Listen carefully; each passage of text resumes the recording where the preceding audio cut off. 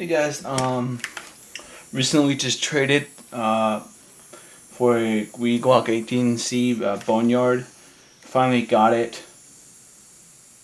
Oh, well, the mag is leaking, so that's okay. It was a good trade. Very happy. Long story short, I got screwed over for the first one. I've been trying to get one for about 4 months. I learned a good lesson. Just too nice. Don't ever pay someone through PayPal by family because you can't get a refund or something. So I was stupid and learned my lesson. Just wanted to do a video on it and to see if I think it's worth upgrading. So far as Boneyard, we're gonna see what's wrong with it. Okay, that's an issue right here, obviously. Okay, probably the loading nozzle has broken. So either A, there's no spring, return spring, or the loading nozzle broke, so that there's nothing actually pushing the return spring back and forward. I mean, the loading nozzle is not doing anything. But let's just run it for the sake of it, because I don't need to shoot BBs. Ooh, Jesus. Okay, that's a nice kick. Slate. I'm not gonna piss my parents off. All right, let's get that out of the way. Leaky mag. I don't care. That's something I can fix really easy. I will probably call this video "How to Disassemble the Top" to see what's the deal with it. First, let's look at the bottom. I'm looking at the bottom, and it actually looks pretty healthy and not used that much. So, whatever the problem with the top is, maybe a stronger loading nozzle, if my theory is correct. Because right now the bottom is pretty healthy and it's good to go. So we don't have to worry about the bottom. Alright, first, let's take out recoil guide rod. Let's take out outer barrel. Alright. And now, the only thing that's holding the whole upper assembly is just one screw. So it's very straightforward. Just unscrew it. Now, just hold it in your hand. Be careful. Don't lose anything. Let the sight fall down. Okay. At the rear sight. Now, hold it with your hand and just let the screw come out. Or just try to unscrew it. You don't want the whole thing coming out, because I know it's going to be difficult for you guys to sort of, like, ah, shit. Well, okay, not the hard part fell out. Well, anyways, the spout.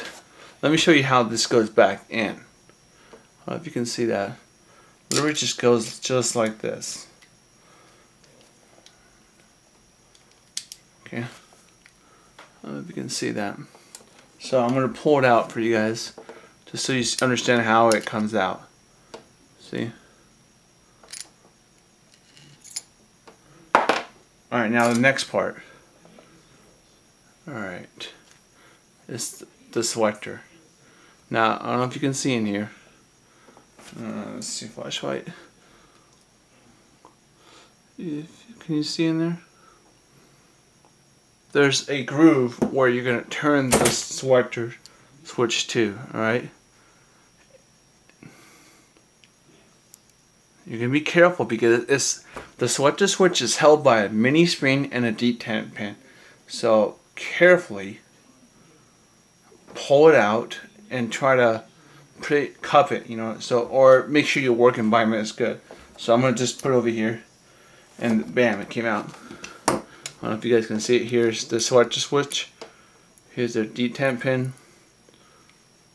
It's so tiny, so you don't want to lose it. And here's the spring. Okay, so now we have a selector switch out. We have a plate out. We have a rear side out. We have one more part left to go. Alright, and then you're almost out. See right here?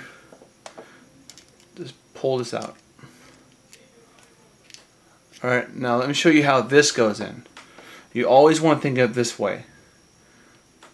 The spring is going to be opposite of the selector switch. So just think of it as like just like that. And you're going to get a flathead and hold the spring in and then drop it right into the gap.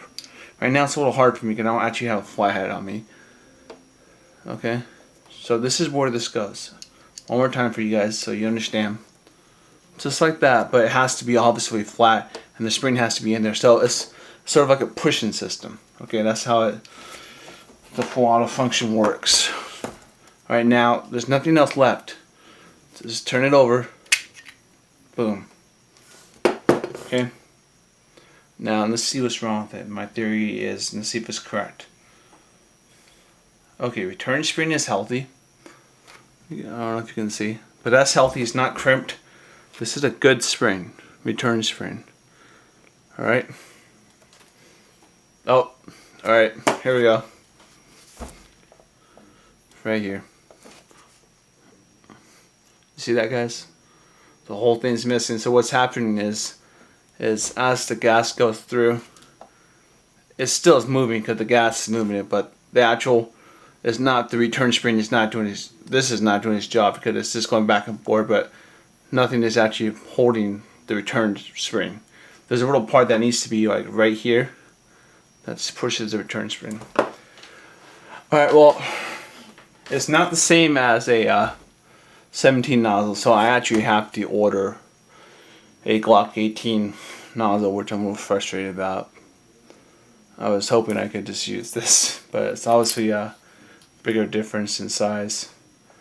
But maybe I'm really bored, I can try cutting it to fit, but I doubt it. We'll see. Well, hopefully that helps you guys out.